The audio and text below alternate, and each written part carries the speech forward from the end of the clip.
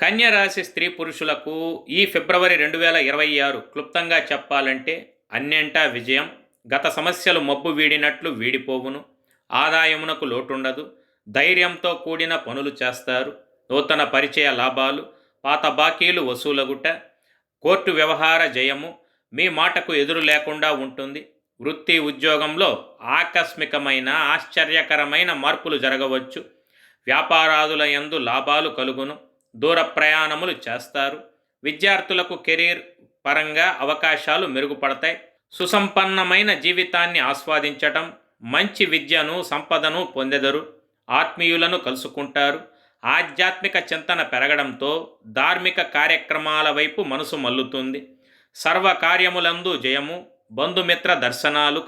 ఈ వీడియో గురించి పూర్తి సమాచారం కొరకు కింద కనపడుతున్న లింక్ని క్లిక్ చేసి చూడగలరు.